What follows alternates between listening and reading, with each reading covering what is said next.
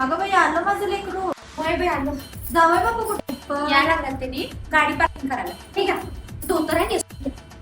का म्हणजे अहो तुमच्या घरात नाही काय, तुमच्या आई तुम्ही सगळी जण कसं म्हणताय मला ड्रेस घातल्यावर साडीमध्येच साडीमध्येच साडीमध्येच, तसंच आमच्या इथं धोतरमध्येच नेसाणी या नाही नेसणार असा. मग मी एक काम करतो, माझा तो भाऊ नाही का गुंड, त्याला फोन करतो लगेच, दुसऱ्या सेकंदात तुम्हाला धोतर नेसवते. बोलू आई शपथ काय वाण दिसायला काय पाहिजे तुम्ही, कडक दिसायला धोतर मध्ये. आता कडकडनं स्वयंपाकघरात जावा, मला लई भूक लागली. स्वयंपाकघरात काय करायला म्हणजे तुमच्यात नाचतात का? नाही ना, आमच्यात पण जेवणच करतात. चावा नव्हतं जेवण तसं बरं झालं, मीठ कमी होतं बघा त्याच्यात. बाकीचे नवरा बघा जावा कसं भारी जेवण करतात. हो कुठे चाललायसा? अजून कुठं रेस्ट करताय? हे कपडे धुवून घ्या पटकन, मी अजून आणून देतो. आणि ऐका वॉशिंग मशीन मध्ये घालू नकासा, लाईट बिल किती वाढलंय, महागाई किती वाढल्या. हा वापरू नकासा. हाताने कसं घासलं कधी लकलकीत निघते हो.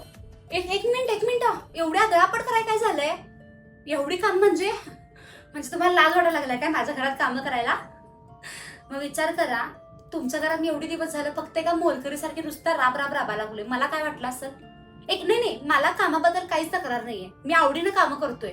पण तुम्ही जे कामानंतर बोलून दाखवताय की नाही मला हे काम असंच झालं तसं झालं, तिथं वाईट वाटतंय. आणि तुमच्या आईचं एक मी समजू शकतोय हो, पण तुमचं काय? एकदा तरी माझी बाजू घेतला बायको म्हणून. अहो तुमच्याकडनं एवढं तर राबून जर तुमच्या आईला कळालं, तिथं येऊन कोणी अक्कान तांडव करतील. हा विचार करा, माझ्या वडिलांना जेव्हा कळलं की माझे तिथं हाल होतात, त्यांना काय वाटेल तेव्हा. जाऊ दे, मला एवढंच म्हणायचं होतं, मुलगी होण्यात खरंच सोपं नाही. मी तर आमचं अख्खं घर, आमचा अख्खा जीव अर्धा इथं सोडून आलेला असतं.